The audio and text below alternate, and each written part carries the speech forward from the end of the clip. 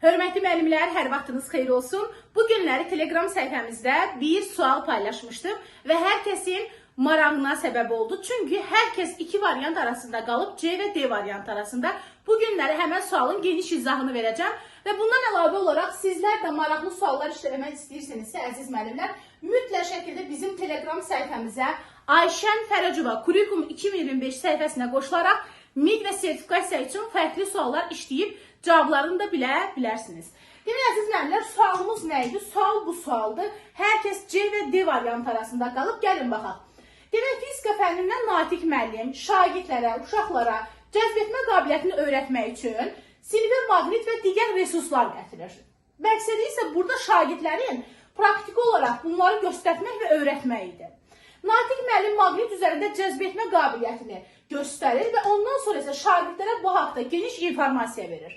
Müəllimin burada bu şəkildə dərs qurması hansı pedaqoji tələbə riayət etmiş olduğunu göstərir. Əziz müəllimlər, dəstəkləyici mühit və digər cavablarımızdan biri bərabər imkanlar götürmüşlər, digər cavablardan biri inklüzivlik götürmüşlər, digər müəllimlər ən çox C və D variantı arasında qalmışdı və bu günləri bunun sualın sırf cavabını demək istəmirəm. Cavab təbii ki, burada dəstəkləyici mühitdir. Niyə dəstəkləyici mühit olduğunu izah vermək istəyirəm. Dəstəkləyici mühit ona görədir ki, çünki müəllim burada şagirdlər üçün maddi-texniki baza, yəni infrastruktur yaratmışdı.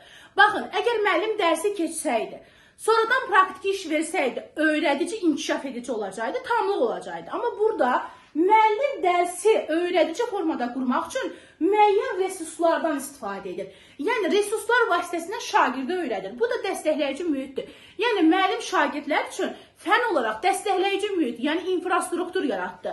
Ona görə də bizim cavabımız nə olacaq? Dəstəkləyici mühit. Hansı halda pedaqoji tələb ola bilərdi? Yəni, pedaqoji tələbin tamlığı ola bilərdi. O halda ki, müəllim dərsi keçərdi və ondan sonra şagirdlərə hər hansı bir resurslar üzərində praktiki olaraq yerinə yetirməsi, yəni öyrədib inkişaf etdirsə, demək biz tamlıq götürə bilərdik. Amma burada müəllim dərsi zaten onsuz da burada nə üzrə qrupdur? Dəstəkləyici mühit, yəni infrastruktur üzrə qrupdur. Müəllim dərsi elə şəkildə qrup ki, şagird infrastrukturdan istifadə edərək, yerinə yetirərək dərsi öyrənsin. Bu da dəstəkləyici mühit olacaq. Bu şəkildə sualların davamlı forması bizim Telegram səhifəmizdə paylaşılır. Mütləq şəkildə Telegram səhifəmizdə kanala abunə olursunuz və bizi izləyirsiniz. Özünüzə yaxşı baxın, görüşərik.